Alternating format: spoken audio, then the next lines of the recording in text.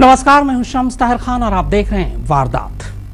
दोनों तरफ तनाव बराबर बना हुआ है, मगर फिलहाल ऐसा भी नहीं कि दोनों देश खुद को जंग में झोंक दें। पर मान लें कि अगर दोनों देश जंग में कूद पड़ते हैं और फिर कहीं भारत पाक के बीच परमाणु जंग शुरू हो गई तो क्या होगा? तस्वीर भयानक होगी। एक हफ्ते में ही 2 करोड़ 10 लाख लोग मारे जाएंगे। इनमें से 50 लाख से ज्यादा लोग बम की तपिश से झुलस जाएंगे। जो बचेंगे उन्हें रेडिएशन मार देगा। दुनिया की आधी ओजोन परत बर्बाद हो जाएगी। दुनिया से सर्दी गर्मी का मौसम ही खत्म हो जाएगा। सर्दी तबाह कर देगी। वनस्पतियों और पेड़ पौधों का निशान तक मिट जाएगा। आधी दुनिया के 2 अरब लोग सिर्फ भूख से मर जाएंगे। डिवाइसेस जो हैं या टैक्टिकल वेपन्स जो हैं, जो हमने ये प्रोग्राम डेवलप किया हुआ है, ये अपनी हालत के लिए डेवलप किया। ये हमने डिवाइसेस जो हैं जस्ट एज शो पीसेस तो नहीं रखे हुए।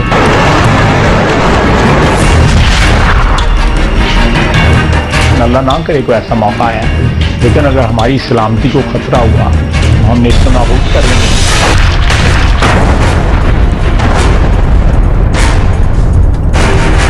उनको किसी ने हक नहीं दिया कि अपने बच्चों की, अपने ग्रैंड चिल्ड्रन की और फॉर जनरेशंस टू कम की जान को हथेली पे रखें और दांव पे लगाएं। अगर भारत पाक के बीच शुरू हो गई परमाणु जंग,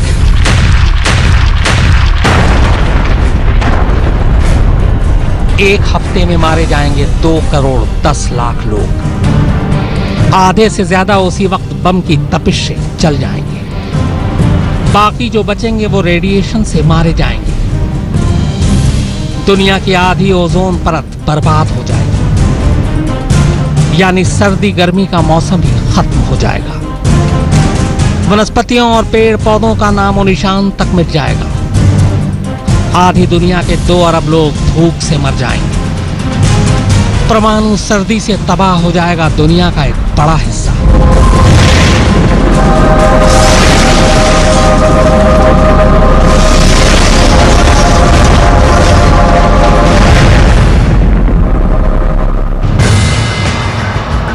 बात सिर्फ हिंदुस्तान और पाकिस्तान की नहीं है, दांव पर आधी दुनिया है। जी हां, अगर गलती से भारत पाकिस्तान के बीच जंग हो गई और उस जंग में दोनों देश अपने सिर्फ आधे परमाणु बम का ही बटन दबा दें तो हिंदुस्तान और पाकिस्तान में तो एक झटके में ही 2 करोड़ 10 लाख लोग मारे जाएंगे। मगर इसका असर न सिर्फ बाकी पड़ोसी मुल्कों बल्कि आधी दुनिया को भी झेलना पड़ेगा।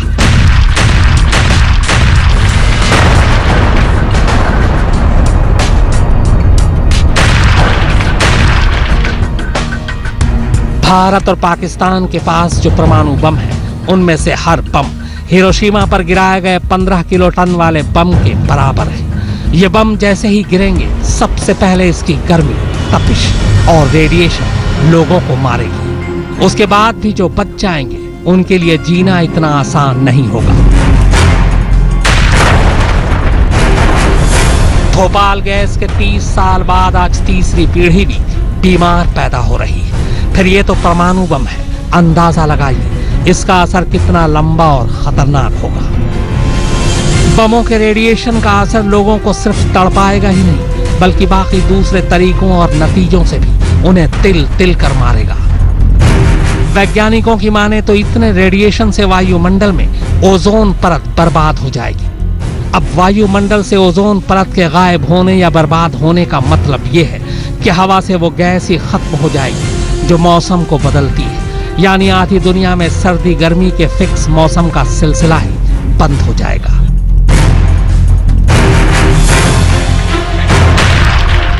ऐसे में बहुत मुमकिन है कि इस जंग के बाद ऐसी भयानक सर्दी पड़े कि दुनिया से वेजिटेशन यानी पेड़ पौधों का नामो निशान ही मिट जाए। ऐसे में इंसान की हालत क्या होगी, यह आसानी से समझा जा सकता है। वैज्ञानिकों की माने तो दोनों देशों के बीच एटमी जंग की सूरत में 2 करोड़ 10 लाख लोगों की मौत तो पहले ही हफ्ते में हो जाएगी। मौत का यह आंकड़ा दूसरे विश्व युद्ध में मारे गए लोगों की तादाद के मुकाबले आधी होगी। इतना ही नहीं, मौत का यह आंकड़ा हिंदुस्तान में पिछले 9 सालों में आतंकवादी हमलों में मारे गए आम लोग, पुलिस जवान और सुरक्षा बलों की कुल तादाद से 2221 गुना ज्यादा होगी। कहने का मतलब यह है कि इस वक्त आतंकवादी इंसान और इंसानियत को जितना नुकसान पहुंचा रहे हैं, परमाणु युद्ध उससे 2000 गुना ज्यादा इंसानों की जान लेगा। हालत यह होगी कि दुनिया के एक बड़े इलाके से पेड़ पौधों और वनस्पतियों का नामो निशान तक मिट जाएगा और सिर्फ इसी वजह से लगभग 2 अरब लोग भूख से मारे जाएंगे।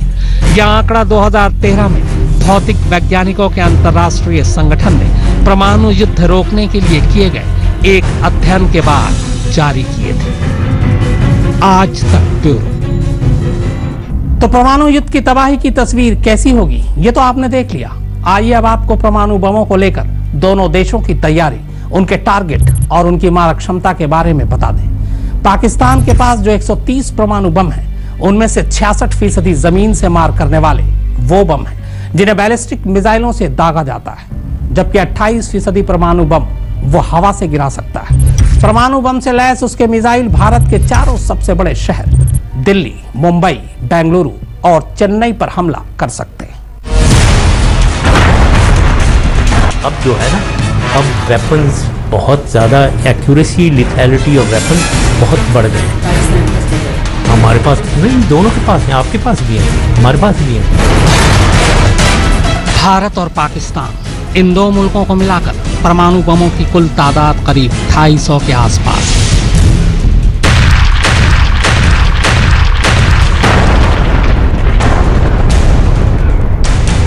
इनमें से अकेले पाकिस्तान के पास करीब 130 परमाणु बम है। पाकिस्तान के पास मौजूद परमाणु बमों का एक बड़ा हिस्सा यानी 66% जमीन से मार करने वाले बैलिस्टिक मिसाइलों से दागे जा सकते हैं। पाकिस्तान के पास ऐसे कुल 86 बैलिस्टिक मिसाइलें हैं जो परमाणु हमले कर सकते हैं। हजरत मोहम्मद के तलवार हत्फ के नाम पर पाकिस्तान के पास जो मीडियम रेंज बैलिस्टिक मिसाइल है, उससे वो हिंदुस्तान के 4 बड़े शहर यानी दिल्ली, मुंबई, बेंगलुरु और चेन्नई को निशाना बना सकता है। इन मिसाइलों से हिंदुस्तानी सेना के मेजर कमांड्स को भी टारगेट किया जा सकता है। ठीक इसी तरह 1300 किलोमीटर तक मार करने वाले मीडियम रेंज मिसाइलों के जरिए 40 परमाणु बमों का एक ऐसा जखीरा पाकिस्तान के पास मौजूद है जो दिल्ली के अलावा जयपुर, अहमदाबाद, मुंबई, पुणे, नागपुर, भोपाल और लखनऊ जैसे शहरों को भी निशाना बना सकता है।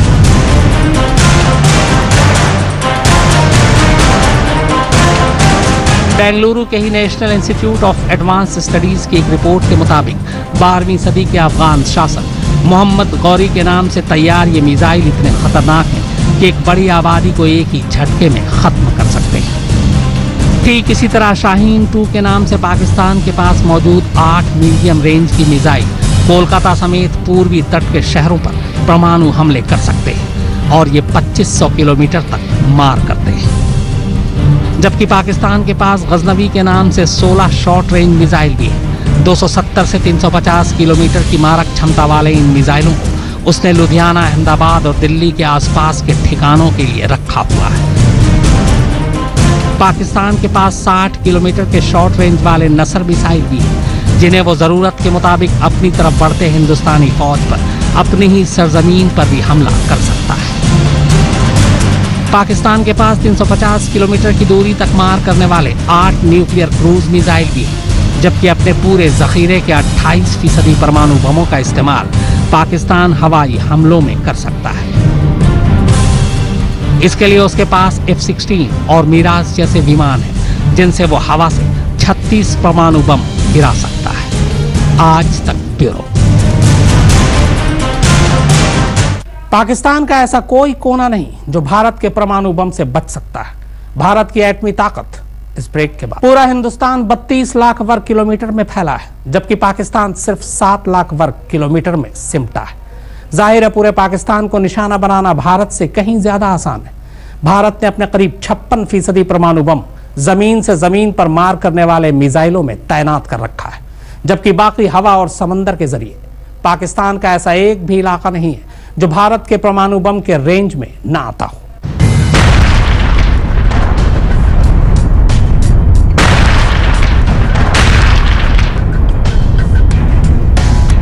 भारत के पास भले ही पाकिस्तान से 5-10 कम परमाणु बम है, मगर पाकिस्तान के किसी भी शहर को पूरी तरह से तबाह करने के लिए इतने ही काफी हैं। हिंदुस्तान का कुल क्षेत्रफल 32 लाख वर्ग किलोमीटर से भी ज्यादा है, जबकि पाकिस्तान सिर्फ 7 लाख वर्ग किलोमीटर में सिमटा है।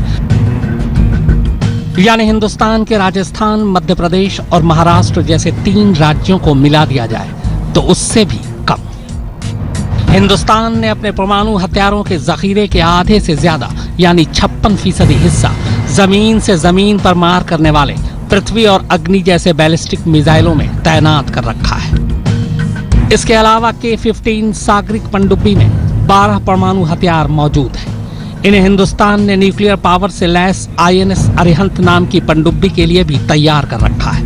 ऐसे में यह जमीन से जमीन और जल से जमीन पर मार करने वाला परमाणु मिसाइल आसानी से पाकिस्तान के इस्लामाबाद, रावलपिंडी, लाहौर, कराची समेत पाकिस्तान के फौजी ठिकानों को निशाना बना सकता है। जानकारों की माने तो हरौल और कराची जैसे शहरों पर हुआ कोई भी परमाणु हमला सिर्फ इन 2 शहरों तक ही महदूद नहीं रहने वाला, बल्कि इसका असर आसपास के इलाकों के साथ साथ खुद हिंदुस्तान और अफगानिस्तान के कुछ इलाकों तक भी हो सकता है।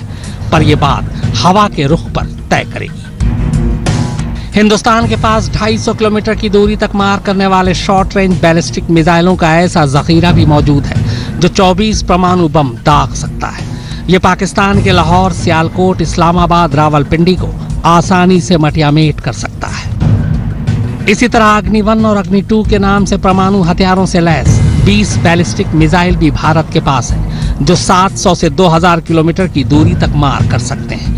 ऐसे में इनकी जद में तकरीबन पाकिस्तान के तमाम शहर आ जाते हैं, फिर चाहे वो लाहौर हो, इस्लामाबाद या फिर रावलपिंडी, मुल्तान, पेशावर, कराची, क्वेटा या ग्वादरा। अग्नि 3, 4 और 5 जैसे लॉन्ग रेंज के मिसाइल भी पाकिस्तान के लिए तबाही का सबब बन सकते हैं। इसी तरह हिंदुस्तान के पास जहाज से धनुष नाम के स्मॉल रेंज के परमाणु मिसाइल भी मौजूद है, जबकि परमाणु हथियारों का 45% हिस्सा हवाई रास्तों से हमला करने के लिए है। भारत के जगुआर फाइटर, जेट 16 और मिराज 2000 32 परमाणु हमले कर सकते हैं। आज तक ब्यूरो। भारत पाकिस्तान के अलावा दुनिया में किसके पास कितने परमाणु बम हैं, जानेंगे एक छोटे से ब्रेक के बाद। और अब बात दुनिया के उन देशों की जिनके पास सबसे ज्यादा परमाणु बम है। इस मामले में फिलहाल रूस सबसे ऊपर है, उसके बाद अमेरिका का नंबर है। पूरी दुनिया में इस वक्त कुल 15,493 एटम बम है और ये गिनती अभी और बढ़ रही है, क्योंकि कई देश चोरी छुपे या खुलेआम भी परमाणु बम बनाने में लगे। इस वक्त पूरी दुनिया में कुल 15,493 परमाणु बम है, जो 1300 किलोमीटर से लेकर 15,000 किलोमीटर की दूरी तक मार कर सकते हैं। जानकारों की माने तो इनमें से आधे परमाणु बम भी इस्तेमाल हुए तो दुनिया के नक्शे से दुनिया का नामो निशान मिट जाएगा।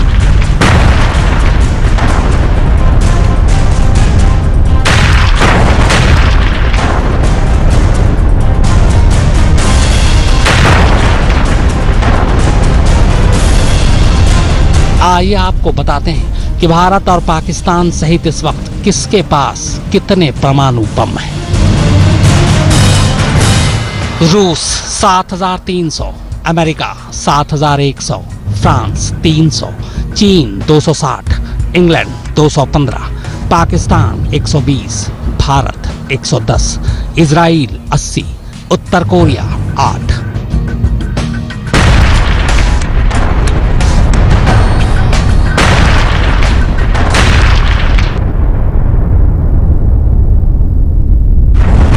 सबसे ज्यादा परमाणु बम रखने वाले रूस के पास ही सबसे ज्यादा दूरी तक मार करने वाले भी परमाणु बम हैं। रूस 11,000 से लेकर 15,000 किलोमीटर की दूरी तक परमाणु बमों से हमला कर सकता है, जबकि अमेरिका के पास 9,650 किलोमीटर से लेकर 13,000 किलोमीटर की दूरी तक मार करने वाले परमाणु बम हैं।